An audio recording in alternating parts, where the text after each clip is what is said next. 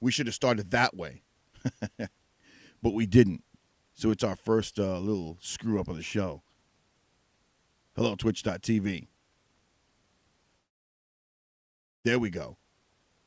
Twitch.tv. Welcome. I'm Ivan Rodriguez. This is the Cycleshack Podcast. CycleshackPodcast at gmail.com. Check it out up on top. Email the show, motorcycle-related questions. Send me pictures of your bikes, pictures of you on your bike. I don't care what it is. What's happening, everybody? Merry Christmas. It's December 25th, 2018. It's Christmas Day, Eve, 7:30 p.m. That's why it's Eve. But it's still Christmas Day. We are streaming live on Twitch.tv. We are recording on Anchor.fm for the podcast, which will also be on iTunes, on Apple, and a bunch of other platforms. I want to thank our sponsors, Anchor.fm, of course, the easiest way to podcast, the only way to podcast, that's Anchor.fm, and Flipboard.com. Two of the first sponsors of the show, the Cycleshack Podcast. Hello again, everyone. I'm Ivan Rodriguez. Thanks for joining me from all the way up in the Hudson Valley in beautiful New York, where it's cold, but it's not snowing, thankfully. And we got that chat room open. We're going to be checking that out. Again, we're live on Twitch.tv. Took us a while to set that up. We wanted to make sure we had everything good, everything going. And it's been a great year. The year end is coming. 2018 came in quick. It's going out fast. It's mind-blowing. That's how quick it is. And, this year wasn't too bad with the shopping. I got to say, my wife did a fantastic job. I did nothing like always. I never do anything when it comes to shopping. I mean, I try to help her out. I went out with her, I think, once to go to Walmart to pick up some thingamajig or whatever. And, the rest she did on her own. So, I had very little to do with the shopping this year. Most of it was through Amazon and ordering online. You know, Amazon made out like a fat rat. I'll probably do that for the next show. For the next show, I'm going to look up statistics on Amazon. And if anybody knows anything how Amazon is, I know there's many different ways Amazon's making money. It's not only on this stuff. They got those Amazon mailboxes out there now. It's ridiculous. So CycleshackPodcast at gmail.com is the email address for show info, show questions. Send me pictures on your motorcycles, whatever the case may be. So, I want to do some research to see how Amazon made out with their deliveries. I know on my block alone, this week, I won't say this week because we're in Tuesday already? Last week, I want to say from Tuesday to Friday, I must have seen the UPS truck about a dozen times a day. Oh, excuse me. We're still getting updates on the computer as we go. Unfortunately, it's one of the computers that I have running the show. So, I must have seen UPS about a dozen times a day. Same thing with FedEx. Same thing with little local delivery guys. And it turns out I found out that those little delivery guys are an Amazon service. You could sign up to be a delivery driver on your own time, on your own dime, with your own vehicle for Amazon and get paid like, $15 an hour for a few hours a day or whatever it is. That's cool. You know, Amazon's making money hand over fist. But, we kept it to a minimum as far as shopping in the stores. I just didn't want to deal with all the hash and trash out in the stores, you know. People just pushing, shoving, grabbing the last TV on sale, grabbing this, grabbing that. Black Friday was a mess. It was horrible. But, like always, people always, including myself, we always wait till the last minute to buy gifts. So anyway, like we said, thank you, Flipboard.com, Anchor.fm for the sponsorships, and welcome, Twitch.tv. So again, you could check out the show at TheCycleshackPodcast at gmail.com. Send me your email on Facebook at TheCycleshackPodcast, and I have a link on there where you can hit to check out the webpage for the show. I won't give you the link I won't say it or repeat it because it's so long. But just check out on Facebook, the Cycleshack Podcast, at the Cycleshack Podcast. I have a link to the website there, and you can check it out. It's a blog. It's not totally updated all the time. I got to get on it. I'm now starting another platform with the Twitch. I never have time for it, but slowly but surely we'll update it once in a while. So it's December 25th, and you know what I'm looking at? I'm looking at that we are that much closer to the motorcycle riding season because I am jonesing. I am jonesing big time to get on my bike. My Harley's sitting there real quiet outside on the battery tender next to my wife's Harley. And I can't wait to get out there and ride it, man. Cabin fever. You hear me? Cabin fever. It's the cabin fever. It's got me like that. It's got me pronouncing it that way. Yeah, man, I've been jonesing, and the way we've been jonesing or calming the jonesing down is we've been Netflixing everything. Netflix has been blowing up with a lot of shows. Let me make sure the feed's good. All right. We got the iTunes feed is growing. That's put this thing behind me. This recorder back there behind me is for the iTunes. And I got the computer set up for the Twitch TV. So anyway, yeah, man, we've been settling the Jones to ride with Netflix to combat cabin fever. And Netflix is blowing up, man. They took a lot of I think this December they took out Sons of Anarchy. I wanted to watch Sons of Anarchy again, the whole full complete season, just cause, and then flow it right into Mayans MC. They got rid of it, so no more Sons of Anarchy on Netflix. But that's okay because I think Amazon Prime TV is picking them up, so you can watch it that way. I'll probably check it out that way. But one show that we started watching that we were waiting for it to air. It aired on Friday. Me and my wife Saturday morning. Well, not Saturday morning. I think it was Saturday afternoon. We wound up watching it. It was with Sandra Bullock. Her new Netflix movie Bird Box. That was awesome. That was pretty good, man. I won't give you any spoilers, but it's crazy. The whole thing in the movie was some kind of spiritual being or some kind of, I don't know, entity was whisking in the wind and just making people see their worst fears and making people kill themselves. There was a movie like that came out years ago with John Leguizamo. It had something to do with the trees, though. The trees were letting off some kind of chemical or some kind of toxin that when the humans breathed it in, it made them want to commit suicide. So that's what something like this was, but it was some kind of entity that the only way to avoid it is by closing your eyes and blindfolding yourself to not look at it. But it was just crazy. Check it out. It's called Bird Box with Sandra Bullock. Another thing I watched over the weekend, I just finished watching the episodes last night with my wife, was with actually one of the stars of Sons of Anarchy, Kim Coates, and the Australian-Italian guy, Anthony LaPaglia, Bad Blood. It's about the mob in Montreal, Canada, and their uprising back in the 90s and how they had things controlled. It was pretty good. It was called Bad Blood. Again, Kim Coates and the Australian-Italian, Anthony LaPaglia. He's a character to look at because, I wanted to count how many times he was screwing up the accent, but it was weird. He sticks his mouth out like this when he talks. It's like something he has to do to keep the American accent flowing, but it is what it is. Another thing I checked out over the weekend I read on the internet, the interweb, on my phone, HBO boxing is now history. I didn't know that. It came up as something on my phone I was reading, and when I noticed that it said HBO boxing is gone, I'm like, what? And I found out I'm late to the game. HBO boxing closed up September, but they announced it in September, and I think the last fight was October something, and that's it. No more boxing on HBO. How crazy is that? That is sick. All the best fights I've ever seen were on HBO boxing. HBO boxing after dark. Those were some good fights. There was some good fighting. Gotti Ward. Arturo Thunder Gatti. May God rest his soul because he's passed away. Against Irish Mickey Ward.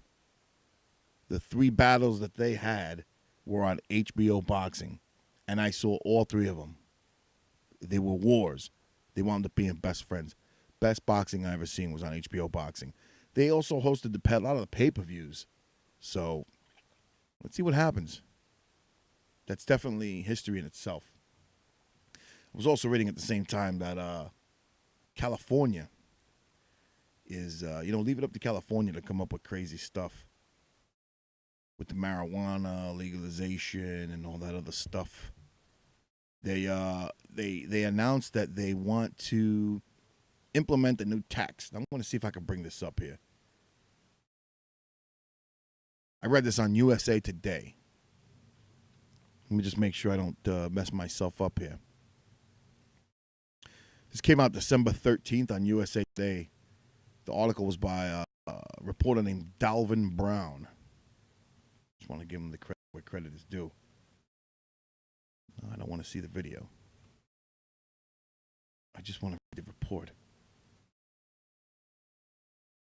All right, so the state of California hopes to raise over $40 million annually by adding a surcharge, ready, for texting, text time. A surcharge. So every time you send a text, they want to charge you. That's smart.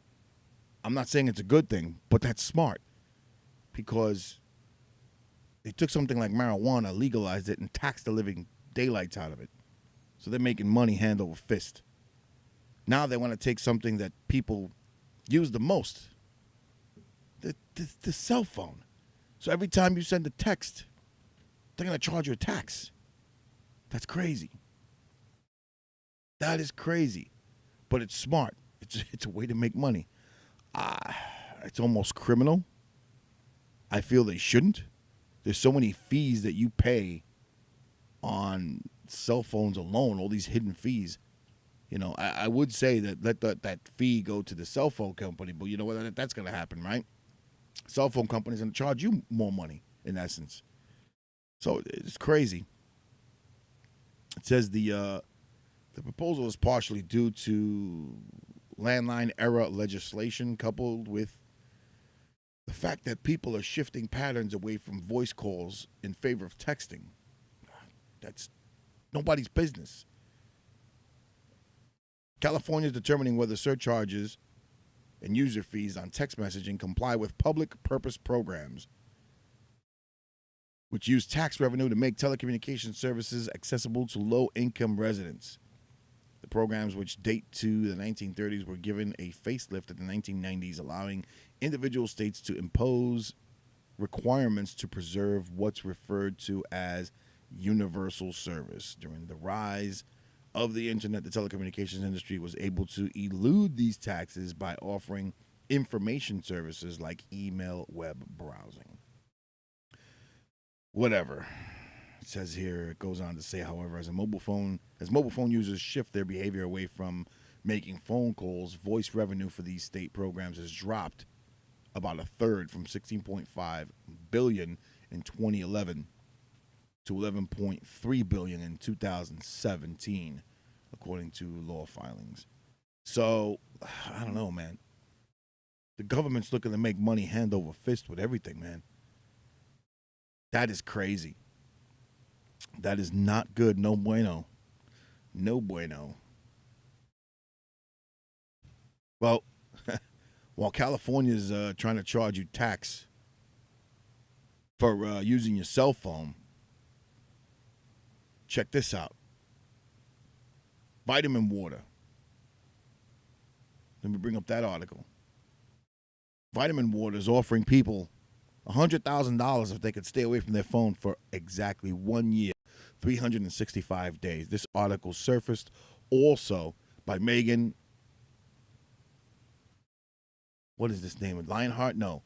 Leonhardt. Megan Leonhardt. December 13th. CNBC.com.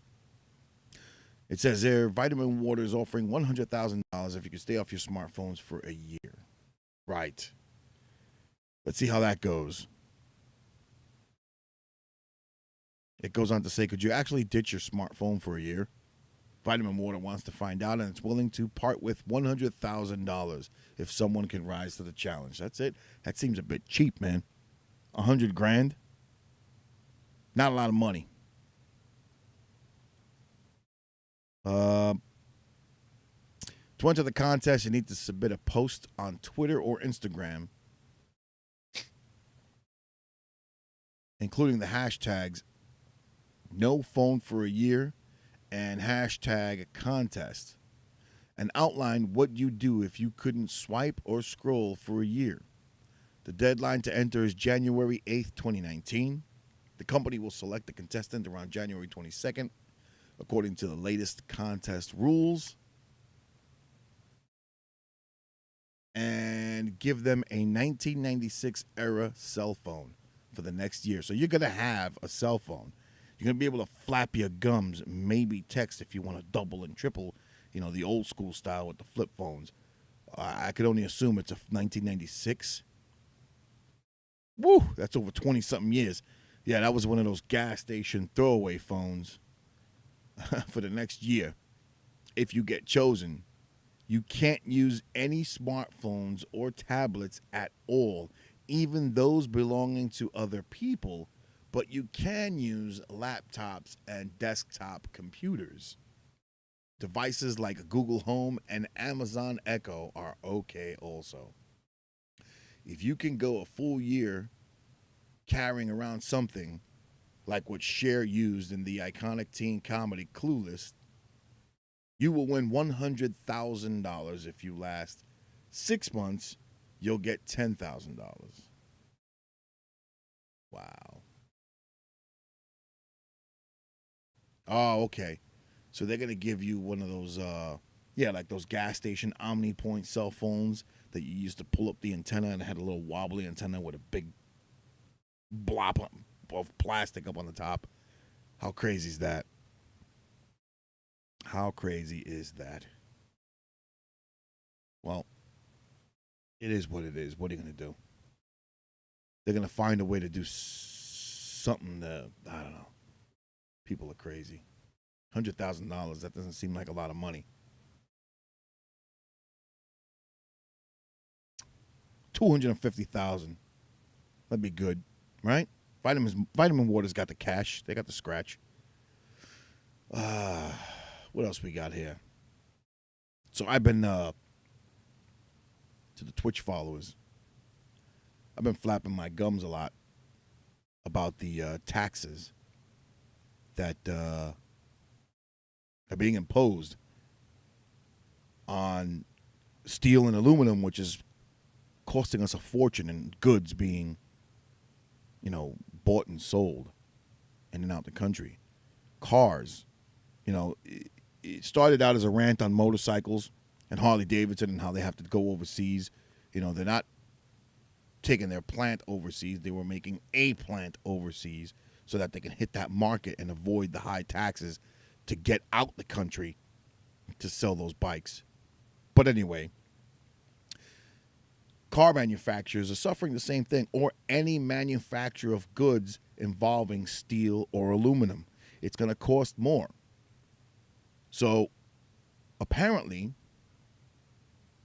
China, according to the Washington Post, China decided to suspend the tariff on U.S. autos and auto parts.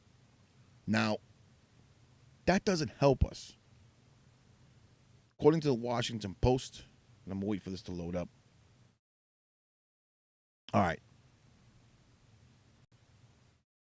It goes on to show here that December 14th, this article came out, and it's by Anna Fifield.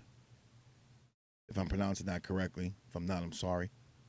And again, she's a reporter for the Washington Post, and she goes on to say that China temporarily suspends increased tariffs on U.S. vehicles and auto parts. Now, I don't know if this was something because Chevy was starting to do their thing. Ford had already done their thing. They were just getting rid of jobs.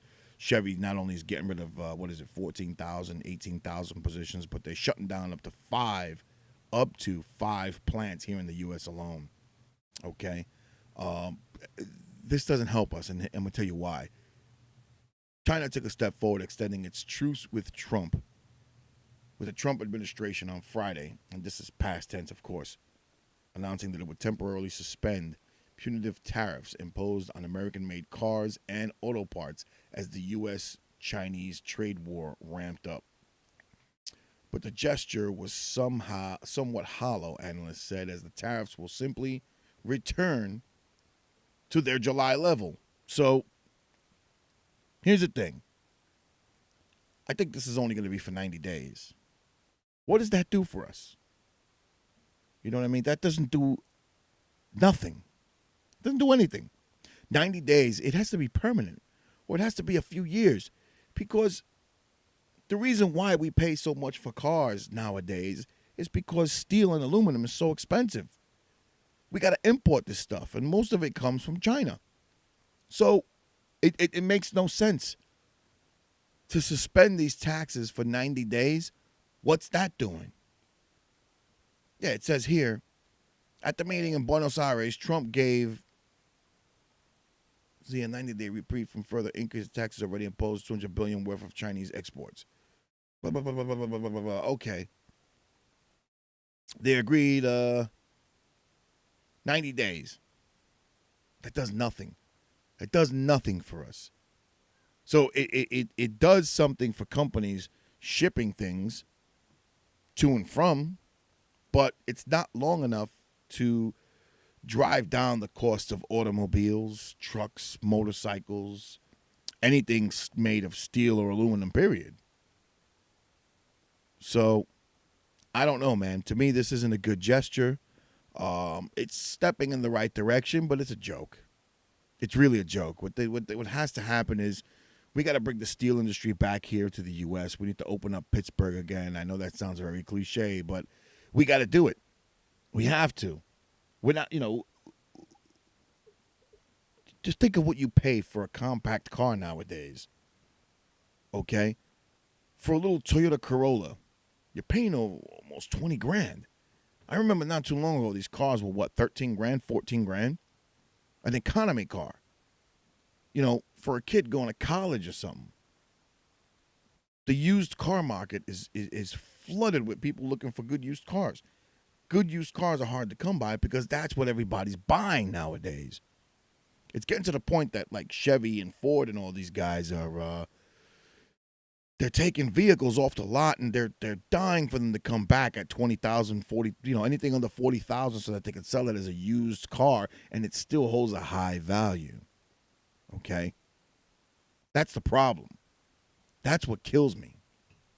So it's really 90 days. It's really not doing much. And it kind of pisses me off. Something better has got to be done.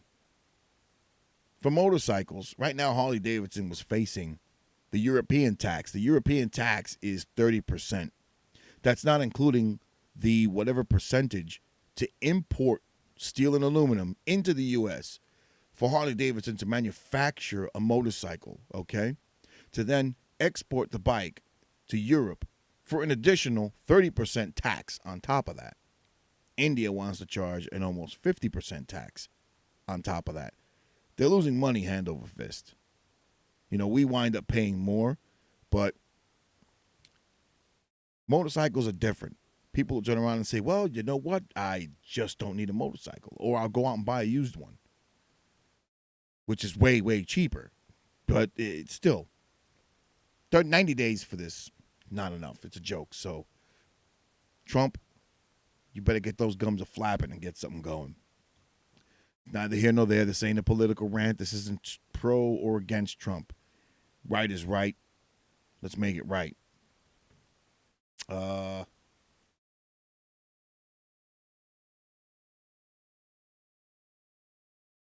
Into the motorcycle world. You got the best cruiser for 2018, according to Apple News. I say Apple News because I got an Apple phone. I got an iPhone. One of the best phones out there, the iPhone. Okay? Well, I don't like using a phone that's almost like an explosive device in my ear for all you Android users. So, all right. According to Cycle World, one of the best motorcycles for 2018 was a Harley Davidson. The best cruiser was a 2018 Harley Davidson Fat Bob 114 with modern style and handling. According to Cycle World, it was the hands down best cruiser for 2018. I gotta agree. All right, we're going into some kind of overload here, according to what I'm being told here on my notes. So, right here, the Fat Bob, Harley Davidson's push to reinvent itself, is embodied in the pure American muscle of the 2018 Fat Bob 114. I'm going to have to take this to another platform here because, all right, my equipment's starting to lag here, and we don't want to lag. Okay. So, we're going to take it to another level here.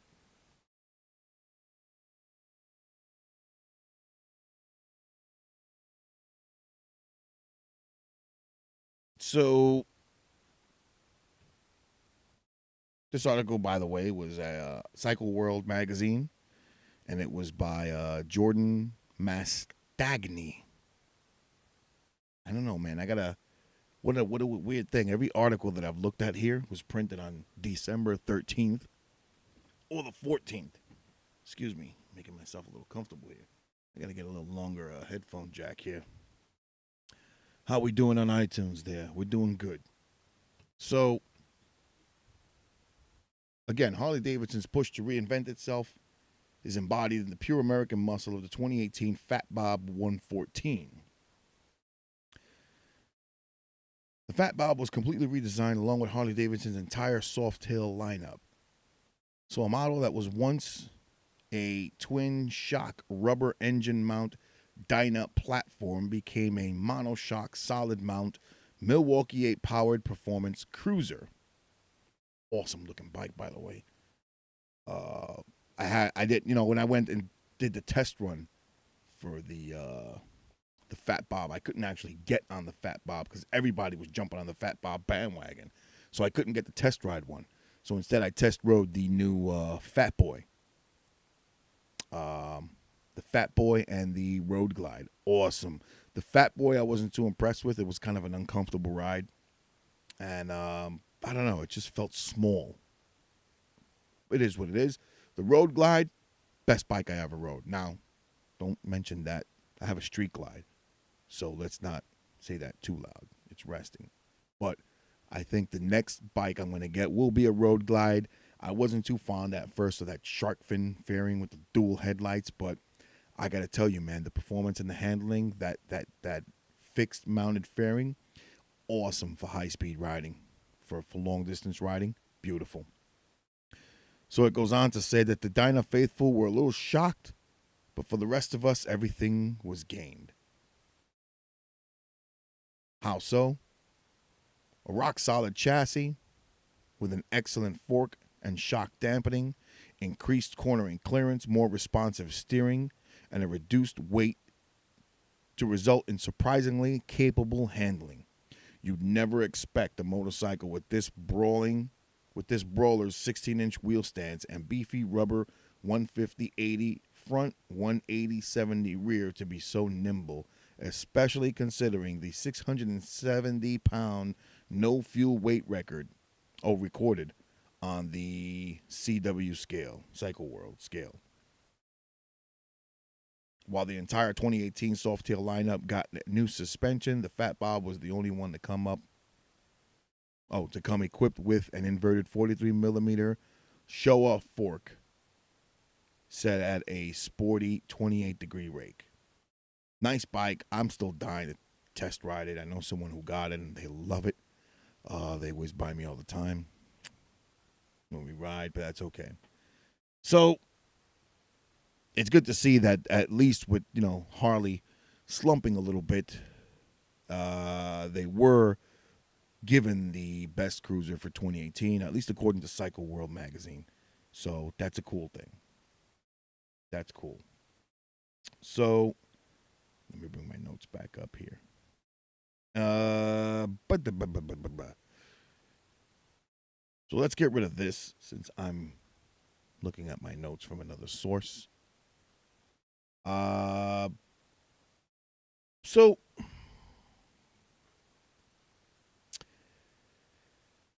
Harley Davidson, it's no secret. Their stock has gone down even more. Is it time to start worrying about Harley? Maybe. Overall, they don't think it is. A lot of investors don't, according to what I read. But it's going to be an interesting quarter because the fourth quarter result was horrible. I think the fourth quarter result was released about 2 weeks ago, and they didn't do too great. Excuse me. They went down into the double digits as far as sales, and it's not looking too great for Harley Davidson. Let's just put it that way. So the future of the company this year's got to be the year. It's got to be the year for the turnaround. They can't afford to go into the high double digits as far as what they're losing. They are continuing their sales in the used motorcycle market, but their new motorcycle market, they're not appealing to the youth anymore. And the baby boomers are moving out. I myself, I'm in my 40s, and I got a bagger. But if I had my way, I'd have a secondary bike, and that secondary bike would be a bobber of some kind or some kind of 1200 Sportster or Dyna. The younger generation just doesn't want these expensive bikes, and Harley's got to do something with pricing. So I can go on and on about this forever, and I've had so many rants about this in the past that, it is what it is. But this has to be the year that Harley has to make some kind of a small turnaround in some way, or else they're going to be really hurting really bad. And let's see what happens. So, according to Barron's.com, Harley Davidson, according to the survey conducted, sales are going through the floor. This is by Bill Alpert of Barron's.com, December 20th. It wasn't December 13th like everything else. No lucky 13 for me. So, sales of Harley-Davidson motorcycles this year are falling even faster than expected, according to a survey of the company's dealers by UBS analysts. Retail sales of the bike in 2018 could be down by double-digit percentages, report the analyst Robin Farley and Arpine Cochran. You know what? I'm going to move on. That's worse than the 8.5% drop in 2017 and would represent the fourth quarter consecutive year of falling U.S. retail sales for Harley.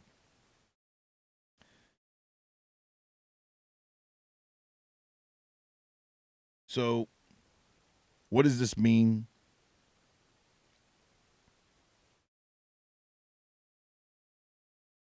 I don't know.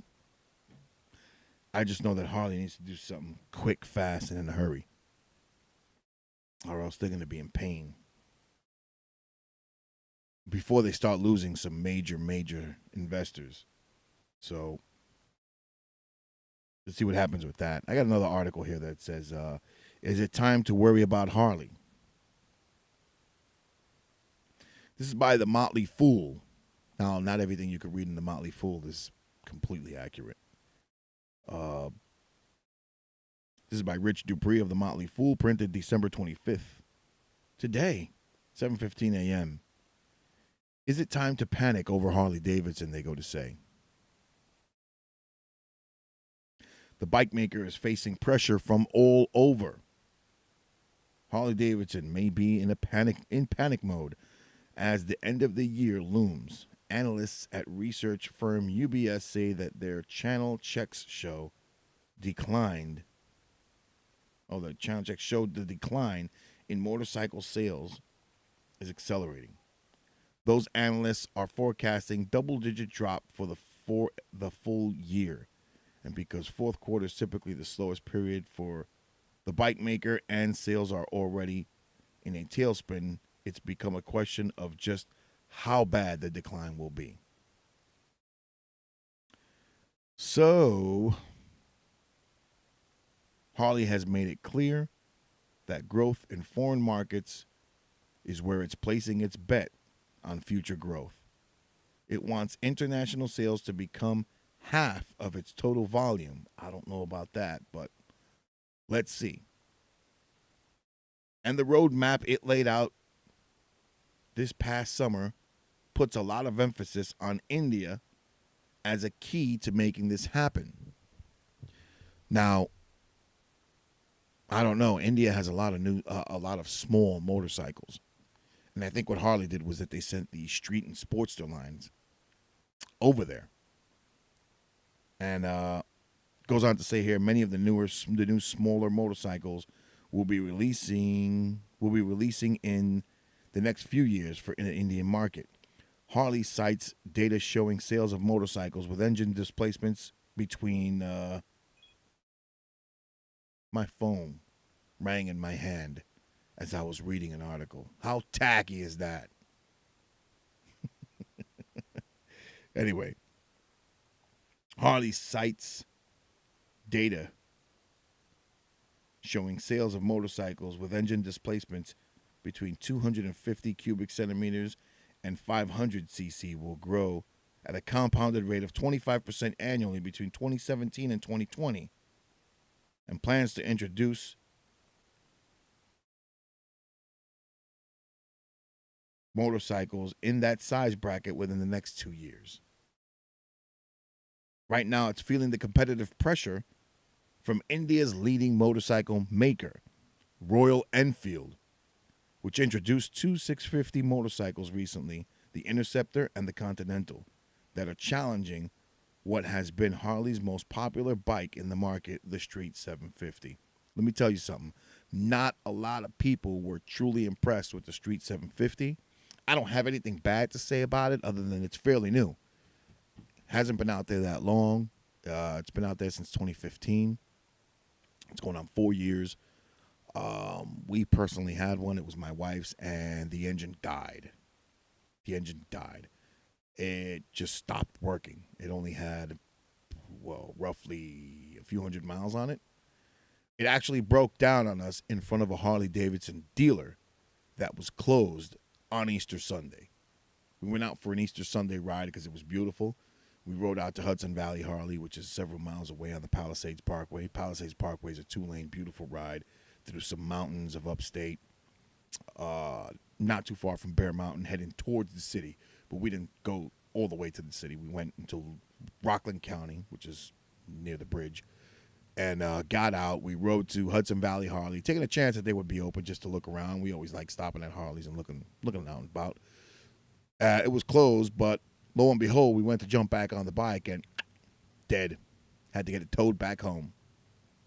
Come to find out, the engine went dead. Harley-Davidson themselves, the dealer was on the phone with Milwaukee trying to figure this out, and they couldn't get it going. So Harley said, well, we'll ship you a new engine. We'll put a brand new engine on it, 0 miles. My wife said, the bike's got the mojo. Don't want it. She did. That's one thing I got to say about Harley. Customer service at this dealership near me, they emphasize on it. They said, no problem. We'll get you on a bike, and you won't be paying more for it. And sure enough, they got her on a bike. She loves her Sportster. She's got the 2017 Sportster Iron 883. Beautiful bike. I love it. I want it. Don't tell her that. She'll probably see this and find out, but I want that bike. You can do so much with that bike. It's unbelievable. But it's a nice bike. She's happy with it. So anyway, let's hope Harley-Davidson does their thing. And they survive. So, all right, we're doing good on the podcast end with iTunes. That sucker's still running. As long as it's running, it's good. We're running. That's good. So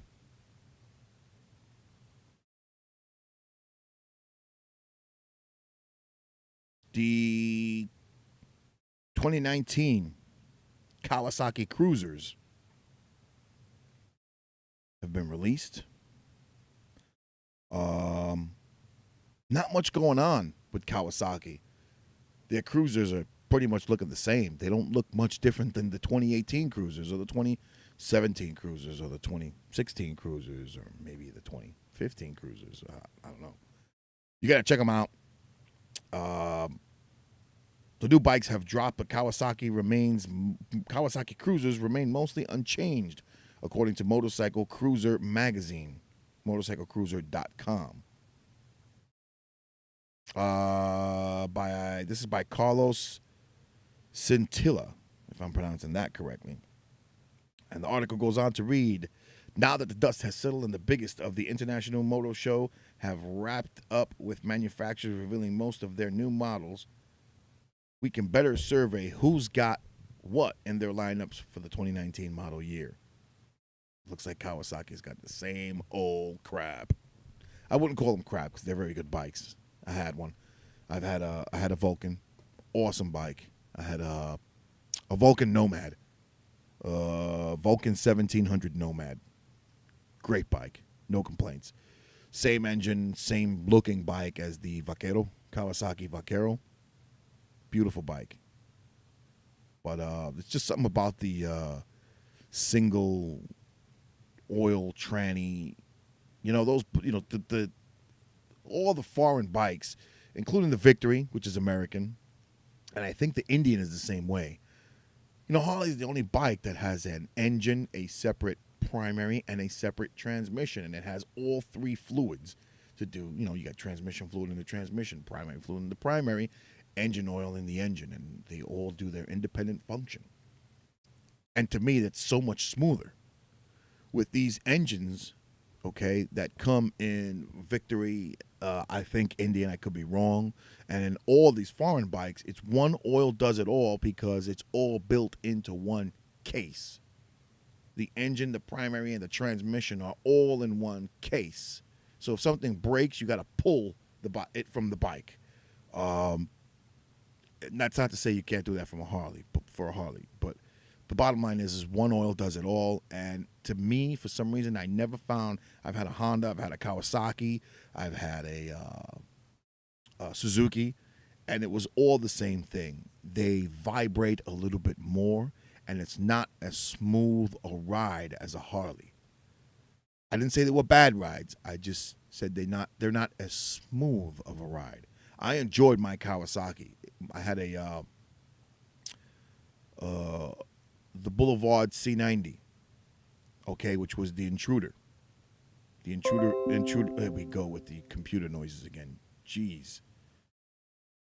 The Boulevard C90, which was the Interceptor, I think it was 1500.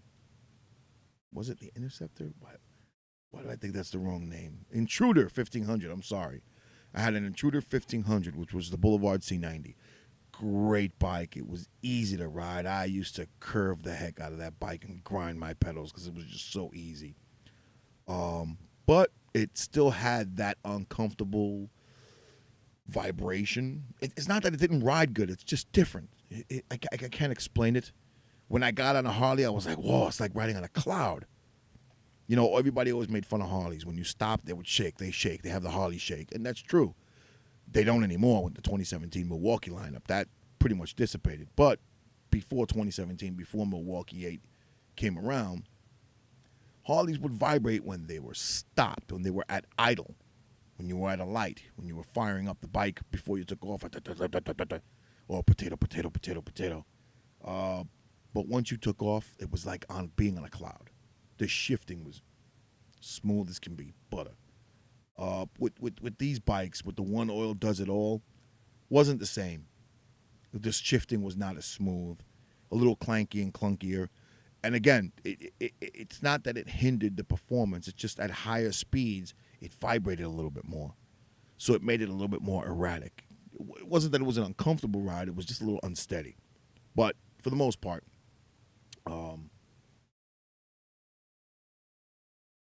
Just explaining that. Why I explained that, I don't even remember. I went far off the conversation, the topic. But anyway,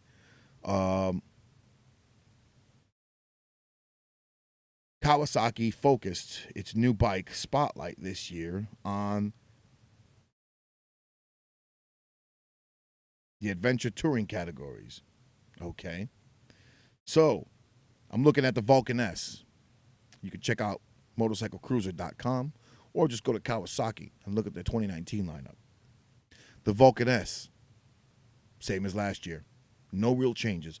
The Vulcan 900 Classic, same. No changes. The Vulcan 900 Classic LT, same. No changes at all. I'm staring at the bike right now. No changes. So you know what? Kawasaki does not have a 1500 anymore, I don't think. It only goes up to 900. The Vulcan Custom, it even has the same color scheme. The Vaquero 1700. That's the big boy of the Kawasaki lineup. And that's it. Oh, I'm sorry.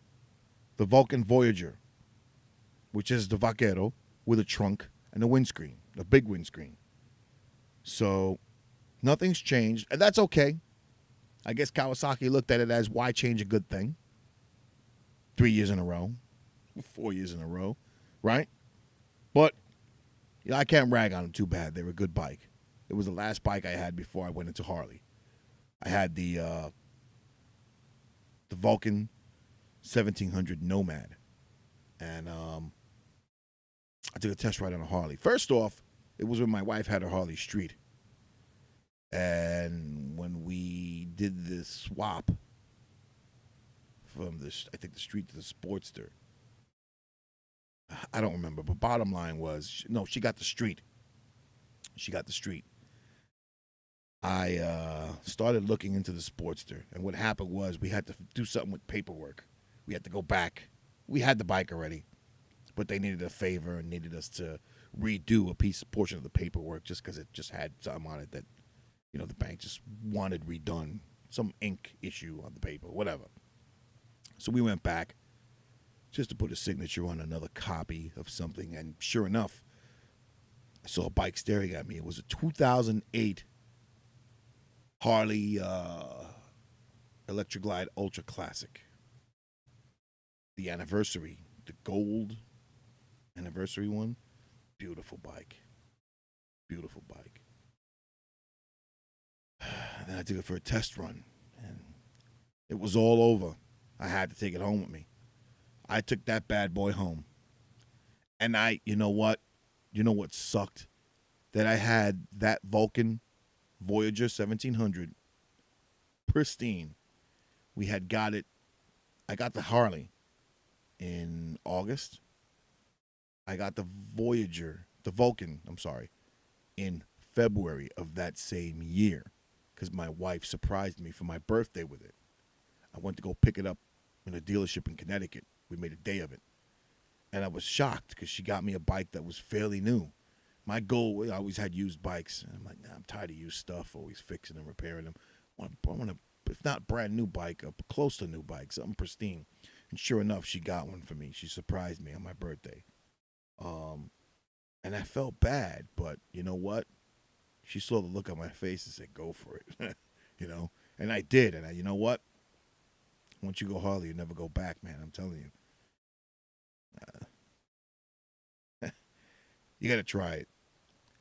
But a year later, I'm now on a Harley Davidson Ultra Limited low. Beautiful bike. 2016. Got no complaints. You only live once, right? And I don't know.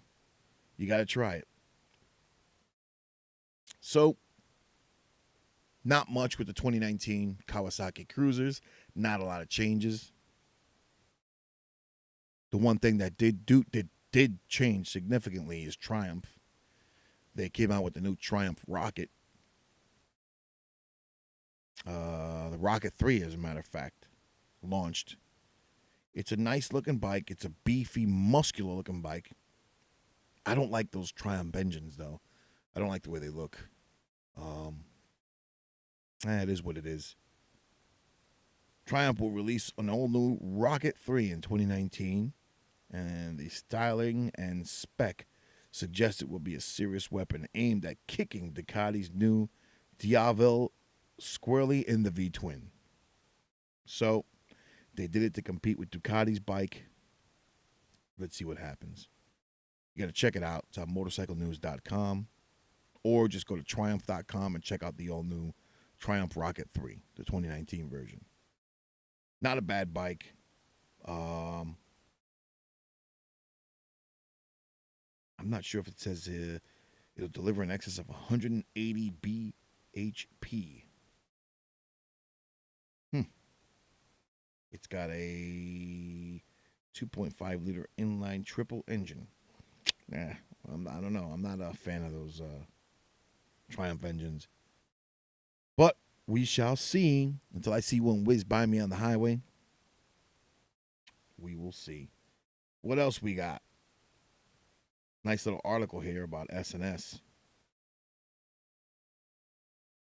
They donated V-twin engines. That's cool. Hotbikeweb.com. The article's by Brian Harley. How ironic. It's printed December 13th. I want to play the number 13 somehow, in some way, shape, or form. S&S Cycle donates engines, then teaches V-Twin 101 to local high school. Well, that's cool. Because I wish when I was in high school we had something like that going. Helping spread the love of V-Twins with its own community. Again, this is by hotbikeweb.com, and it's by Brian Harley. And it goes on to say, when Kevin Boss reached out to David Zelma about securing some seconds engines for the chopper class Boss teaches at Bloomington, Minnesota's Kennedy High School, it sparked an idea with S&S Cycle's VP of Marketing. Why not do something like that closer to home, Zelma wondered. Viroqua High School is a little over 20 minutes away from S&S Cycle's headquarters in Viola. The small community lies in the Wisconsin's driftless region, and according to the Viroqua Chamber, Main Street is one of the greatest organic farming areas in the U.S.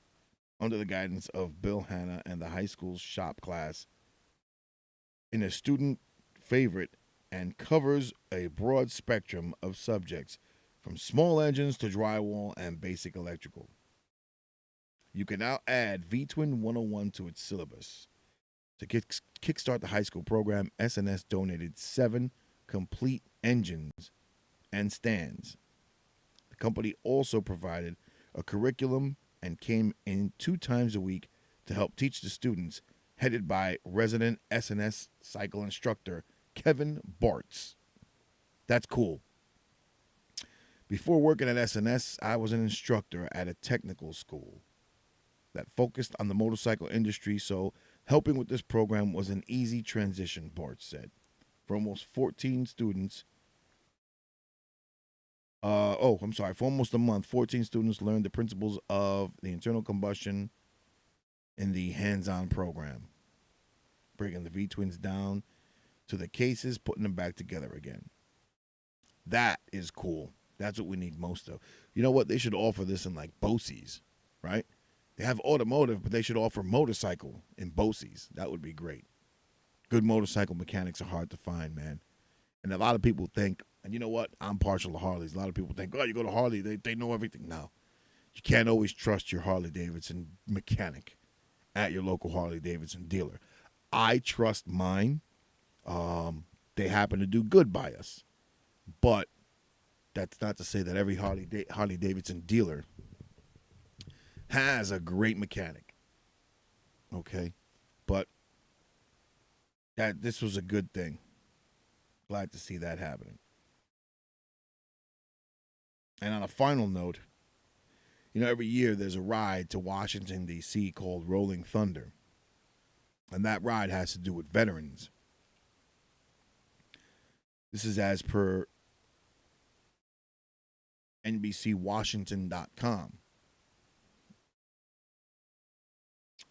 Says that Rolling Thunder 2019 will be its last Rolling Thunder. This article is by Erica Jones. December 13th it was printed. Look at that. But anyway, after more than 30 years, Rolling Thunder will end its annual ride that brings thousands of bikers to Washington, D.C. to honor military members.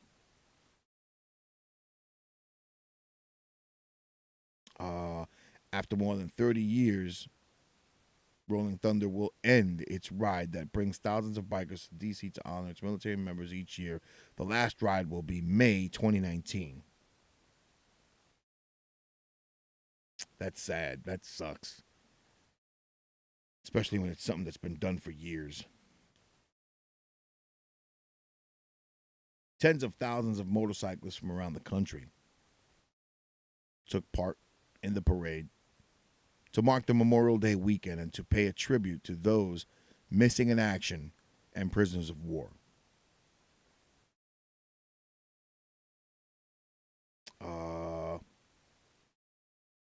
Tens of thousands of motorcyclists from around the country, took part in the parade to mark Memorial Day weekend and pay tribute to those missing in action or prisoners of war. A Marine salutes bikers. The annual, they go on here as the bikers go by. You got a Marine in his dress blues saluting all the bikers going by. And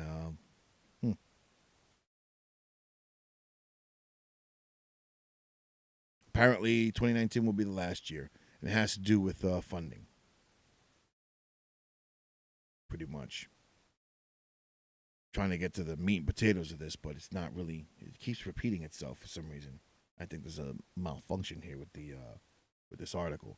But anyway, it has to do with funding, the funds that they raise to host this. It's thousands of riders. They need police escorts, et cetera, et cetera. It takes good amount of money to pay for all this stuff.